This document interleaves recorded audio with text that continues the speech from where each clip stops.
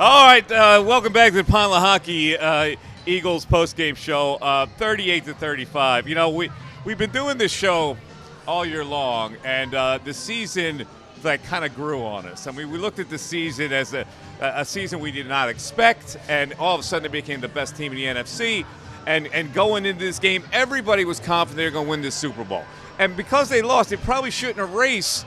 McMullen said it. This is the best Eagles team I've seen, and we've been through a lot of seasons. So it's really hard to process right now how you're supposed to feel about this. They lose the game. They get to the Super Bowl. They were expected to win the game, and it's just disappointing and devastating. And I just wonder, from you guys' standpoint, where is this team now? Because, McMullen made a great point, and we didn't even throw in that Jason Kelce might not be part of it next year. So they're going to lose some personnel and have to retool. Can they get back up that hill? I think when you look at the state of the NFC right now, and there's really no dominant team in the NFC, I think they have as good a chance as anybody. For the most part, the offense is intact. They're going to really have to do some soul searching and decide what they want to do with their defense. You don't lose that many players at one particular time and expect to just replace them right away. Now, we understand they do have 2 first-round draft picks, one of them being in the top 10. I'd be surprised if they don't use that first pick in the first round to address the defense in some fashion. It's the revolving door in the NFL, Mike, as we know. Nothing stays the same and everything changes every year.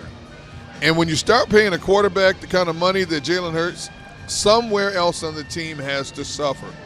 To what degree, we don't know, but we know Howie is the best at what he does in terms of working the cap to his favor.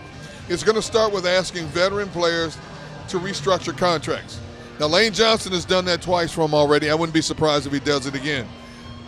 Brandon Graham's going to take a family discount to come back because that's how much he wants to stay here. Beyond that, you got a whole lot of guys, even though they failed in this Super Bowl, you got a whole lot of guys that just enhance their brand to get some serious money on the open market. So it's going to be tough, but I expect the nucleus of this team to put them right back in the playoffs again.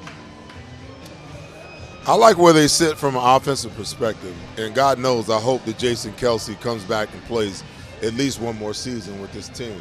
I like where they are. Defensively, is going to be the question mark.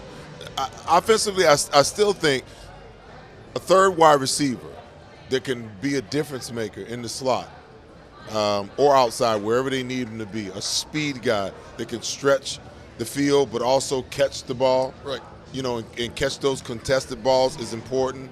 I don't see Miles Sanders coming back, so I think that they're going to have to address the running back position because as great as Kenny Gainwell has played, I don't think he's durable enough to be the every down back. They need a guy, with some speed and a guy with a little bit of size, for what they like to do. Defensively, wow.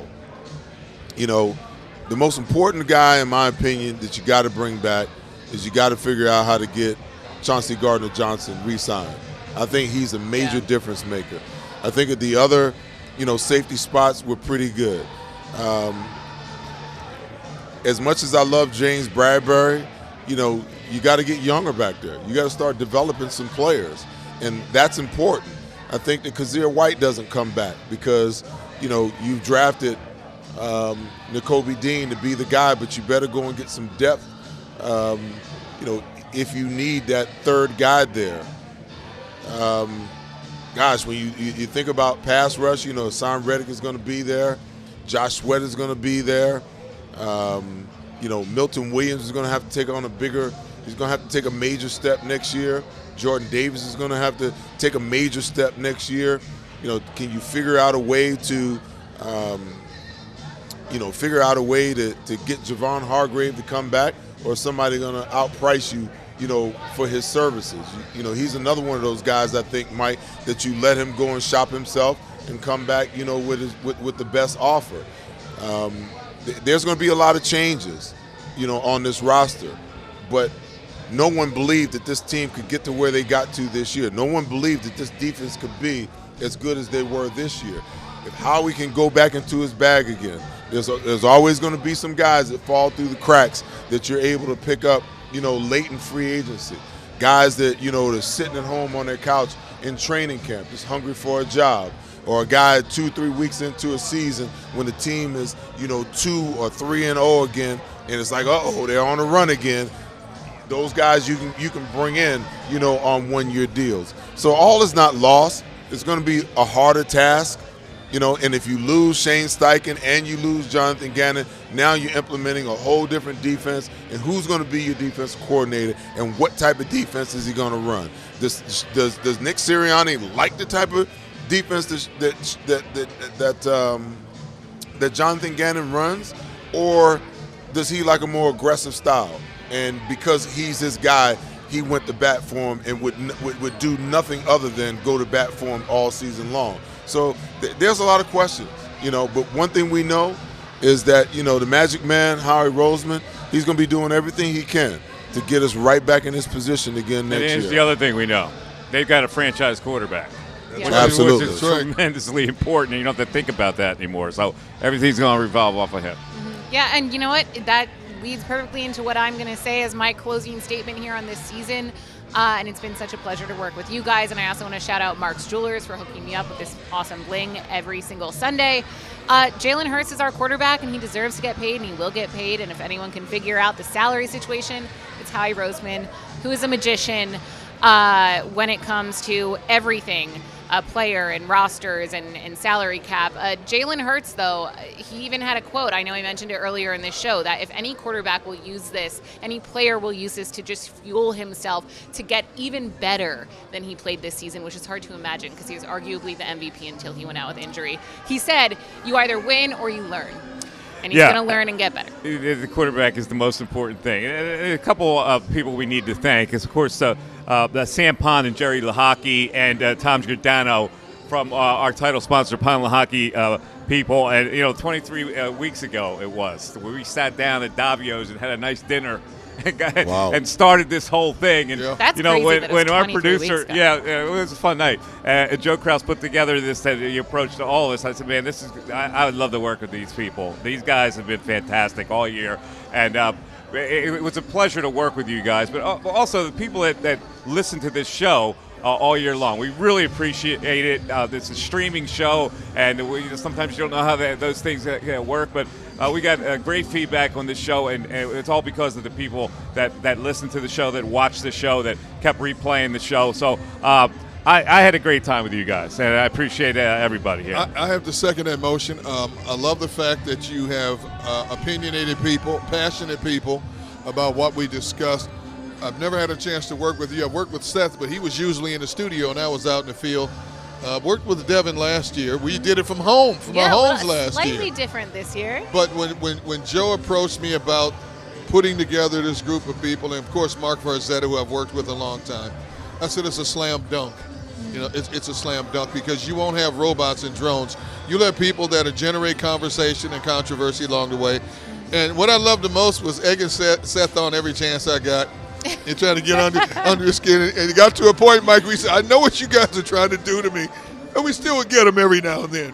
But I like getting it going between the three of you guys. And mainly, actually, it was more like Seth and Mike, I felt like, were always going to have the Hey, Devin, I would just go like this. Right. Deacon and I would both kind of sit back and just watch you guys. But it's been a pleasure. It's been my pleasure to work with the professionals. And you know what? Let us not forget, Ocean Casino, my goodness.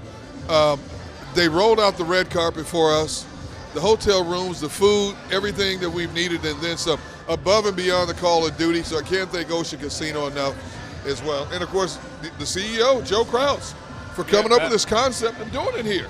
He was the man. And as far as I know, none of us are free agents, so we're going to be back with the show next year. Oh, right? no, I'm a free agent in April. Oh, you're a free agent? I'm a free agent. Okay. Oh, yeah.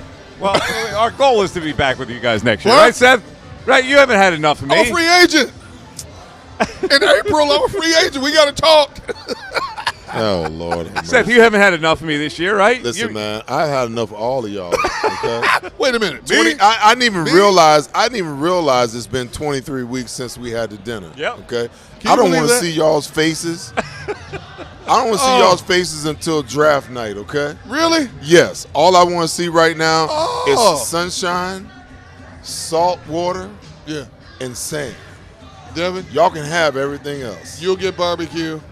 You'll get barbecue. I'll get barbecue. This is the You get first nothing time after you've that ever comment. said that to me. Listen, Seth Joyner do just I did look like that I for need me. barbecue? Devin, I hate Keep to tell it. I hate to tell you this, Devin. You know how many people I told are going to get barbecue? I still haven't gotten it for them yet. See, I'm sorry. You know what? see, now you understand It's why. still progress, though, Now- because usually I just like get a hard no from you. Now you understand why I said what I said. You ain't getting no damn barbecue. Trust me. I've been trying to get barbecue for the last 10 years. Oh, did you see those ribs I made last night? Yeah, I sure did. Woo! Deacon. Didn't bring them And here of today. course, Devin said, "You bringing them to AC with you?" I said, So I texted Meanwhile, my family. I show up with hoagies. I You bring did. food. Oh, and, those and Trey Deacon's hoagies like, are on nah. point. Yeah, they are good. Shout out Fink's Hoagies. Yeah, for- my car for smelling providing like mesquite wood the whole way, and all my clothing smelling like mesquite wood. I can't. Okay, hey, thanks so much, everybody, for listening down there and watching the show. It was all a need hell to of go a to bed. run, man. The Eagles season was a hell of a run, and we had a lot of fun doing it. So thanks for coming along for the ride, right? Absolutely. Everybody have a great off season, and we're going to come right back at you next year.